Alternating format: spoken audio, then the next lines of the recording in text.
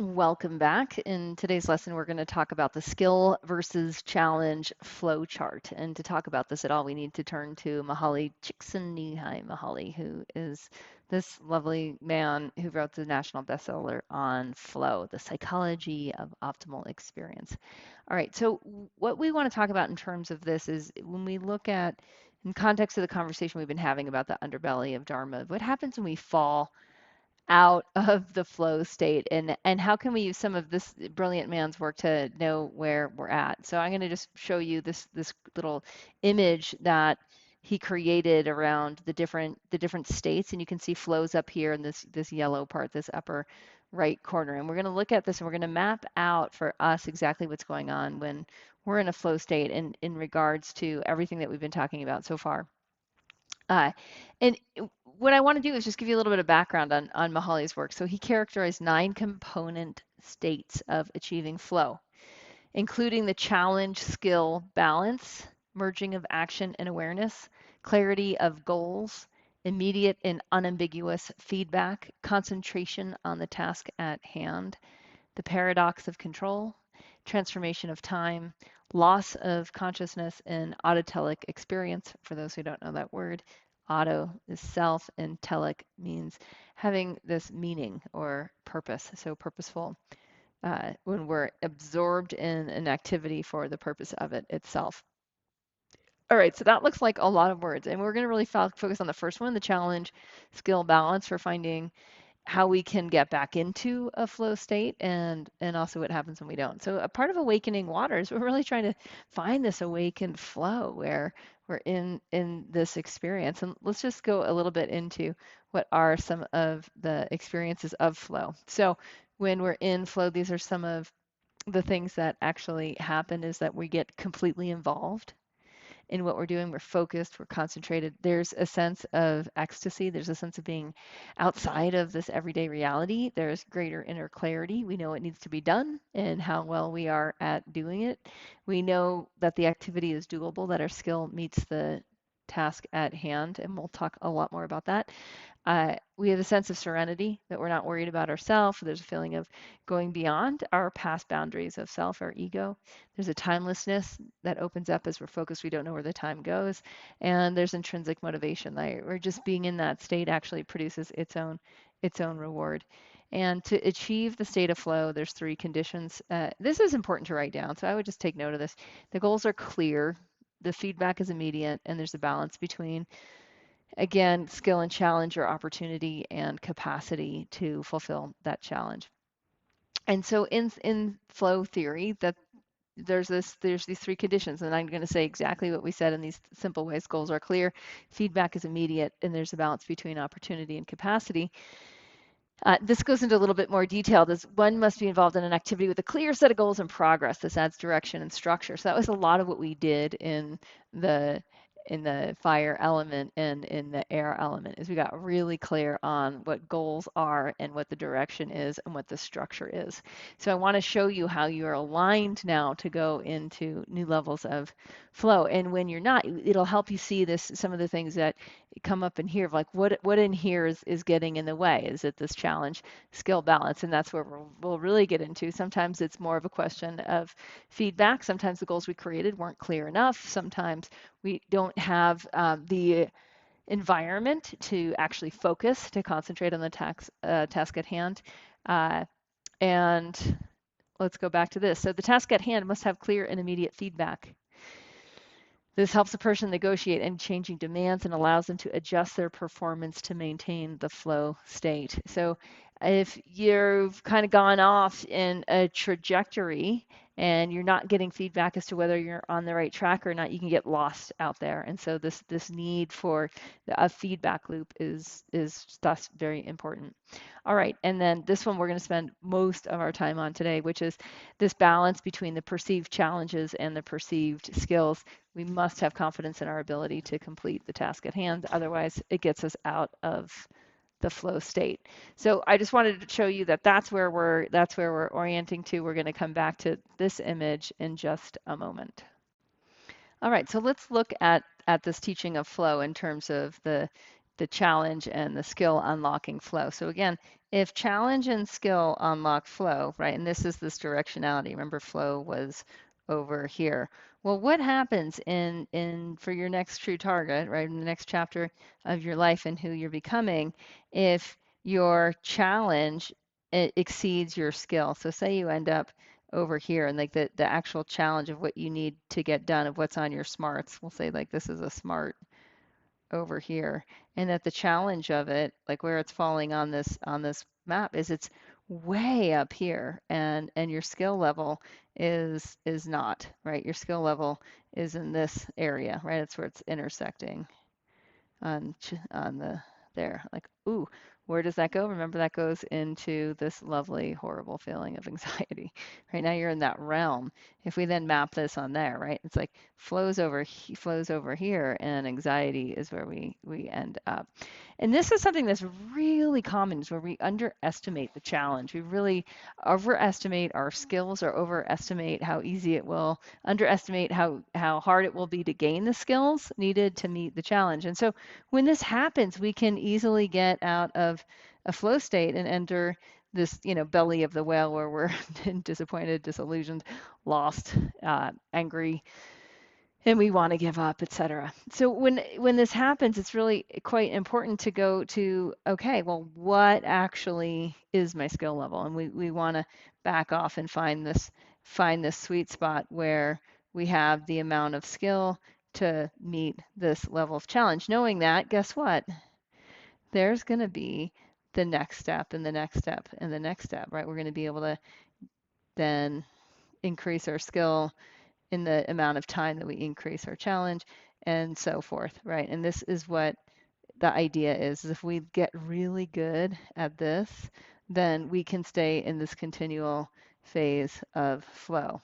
Now the opposite happens, right? When we actually are haven't set a high enough challenge, that'll also bring us out of flow. So say we're cruising along and on our smarts, and they're easy. we're we're going from here to here to here. We might find that we're just like really relaxed and it's comfortable, but we also might find that we're not unlocking ecstasy, deeper levels of serenity, the experience of timelessness, and we're not getting that remember that autotelic, we're not getting the deep meaning from the experience itself. Okay, so you can use this to self-refer of like, hey, where do I fall in all of this? And what we're going to do next is we're going to look overall at your cycle and your story with skill and flow and see what your past has been, so you can start to map out a bit of a pattern. Okay, so if we pull up any current crux, pull a crux, any crux that you're in, the question is which dot is where you are now. So just allowing yourself a moment to see like is the is the challenge level way higher than my skill level. My skill levels on this plane, my challenge levels on this plane, I'm going to be in that state of anxiety, arousal. Is it the opposite? Is my skill level here and my challenge level here? So again, presence a question, and figure out where are you at, what's going on, or are you accessing flow? I've got to say, over time, I feel like I'm in flow, I would say over 90% of the time. And it's come honestly for me mostly, and no, this isn't going to surprise many of you, but it's come from decreasing the challenge level. It's come from having much more time. So say the goal, say my goal is this thing that's going to have massive challenge. So say this is my goal here, and this is my level of skill here. So I'm in this piece of the pie. I'm starting to understand that reality is happening here, and that this is the flow over time, right? That's going to get us to there. So when I just want to suggest that if the challenge that you've set, it's like awesome and big, it's just like farther in the future, hey, no problem, right? Like that is really not a problem at all. It's just saying that, hey, this is coming. And when we get that, we have this process, and this is time, and this is our growth and our depth. We're going to put these two things together. And if we're chronically, if this is the line of flow, and we're wanting more and more flow over time, we can see then if we're chronically kind of setting these challenges that are high, and we're feeling like we're kind of doing this line up here, and we're constantly in a state of arousal, and we're constantly in a state of really anxiety. And I so get this because I think at a very subtle level, I've done this to myself, and I think a lot of us relate because we set really high targets, and the challenge level is just way too high. And yeah, it pushes our growth, but it's actually taking us out of flow. What we want to see is like, how do we lower this? How do we get this? How do we get this down? And one of the easiest way to do it is just take that same challenge. It's probably an earnest challenge. It's just probably further out in that field of time. So you set this growth target here. We'll just use an example. Say you're here and this is your growth target. You've just got to go across and say like, okay, I get that this is a 3 year. It's not a 1 year, right? It's not a 1 year target, because in order to do that, you could just burn yourself out. You could do it in a way that you're not accessing flow, you're not having fun, and you're not getting all the side benefits that happen from the flow state, which is meaning, purpose. It's the skill aligning to the challenge consistently. So again, just figure out where you're at with your current challenge and what's happening between skill and what's happening between flow, and map that out. So again, this is skill, and this is challenge, and this is flow, and just figure out where you are. Where's the dot? Put your dot down wherever it is. And then give yourself a bit of an explanation, right? And just say like, hey, here's why. And this is my explanation of what's going on. And then how can I adjust? How can I adjust so that my skill and flow, and it's not that we want it to be too easy, but that your perceived experience is that they're both high, both the challenge and the skill level is high. And so what needs to happen for this to adjust to end up on that line?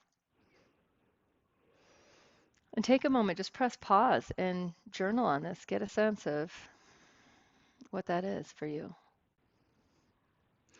I want to show this example of this pulsation, this growth depth pulsation happening over time, where the line, again, this flow target is not consistently the experience because of the skill challenge level.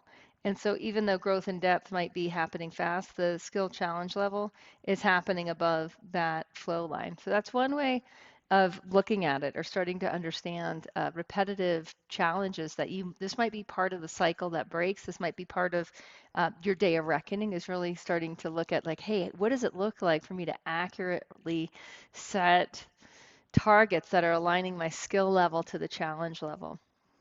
And many of us have to err on the side of going towards more control. So again, if you go back to that image, what happens right below that flow line is control, right? Where we actually have to err on having more skill than the challenge requires for us. And so if that's you, just note that.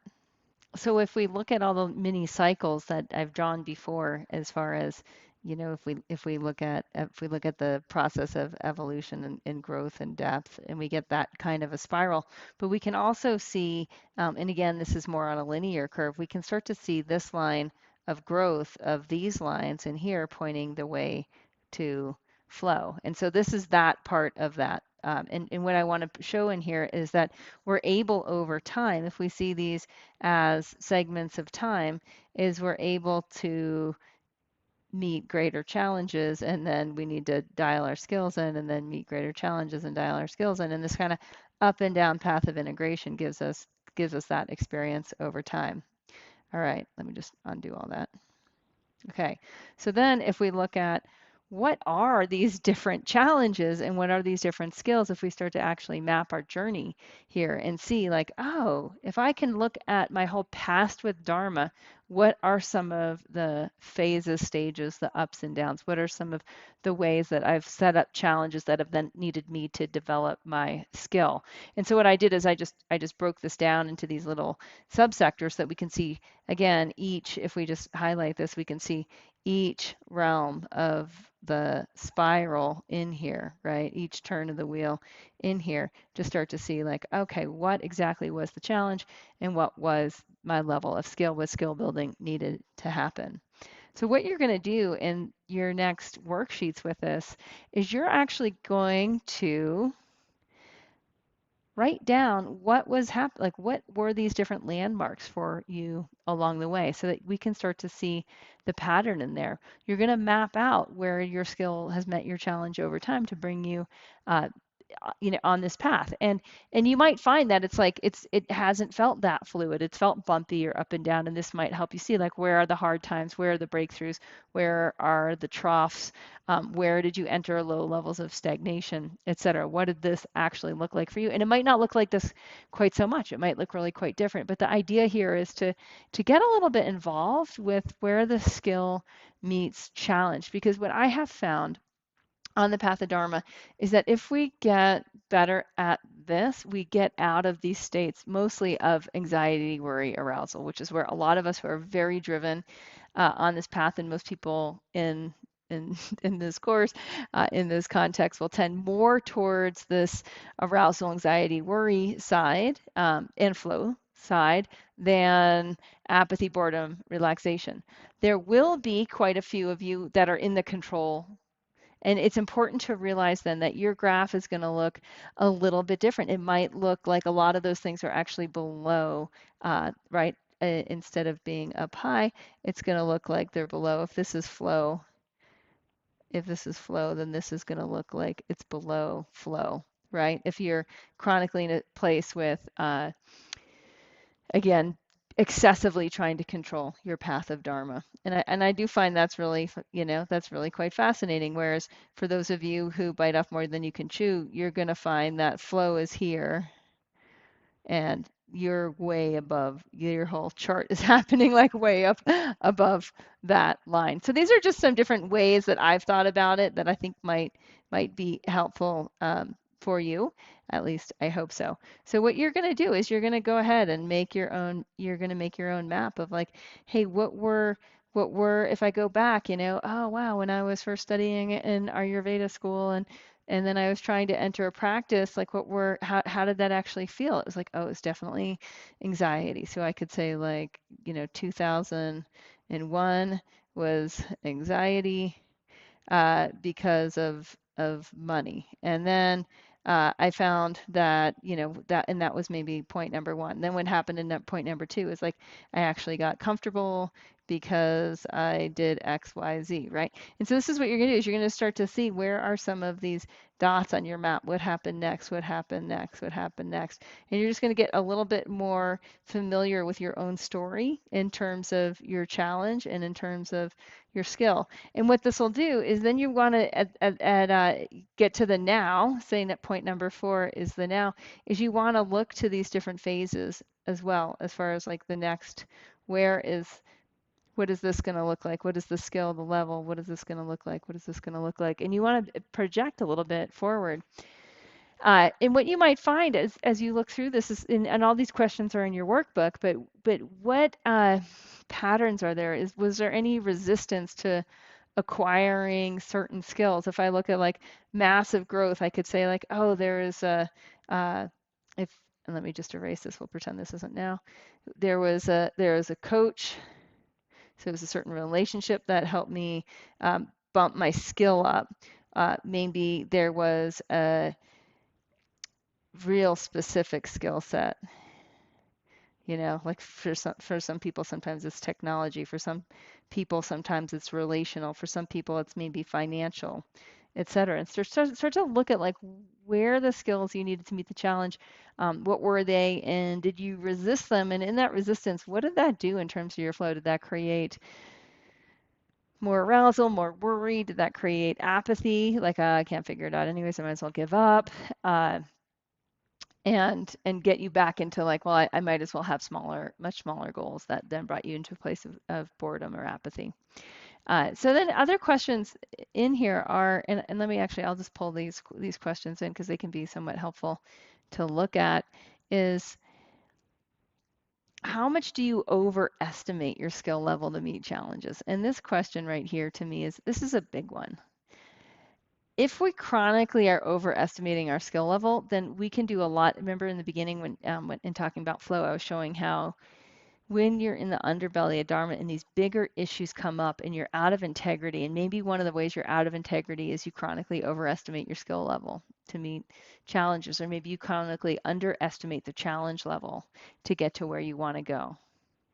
This is really important for you to actually, like, this is the next phase of that integration. And as you allow yourself to become more conscious of the pattern, it can help you then start to actually create a much better strategy, because now you know, oh, my overestimation of skill or my underestimation of challenge is one of my critical issues. Because that's a critical issue, I can work it through a critical issue frame, and now I can find out like, well, what do I need to do in order to set reasonable targets that take into account my current skill, my capacity to grow skills, the timeline to grow skills, etc.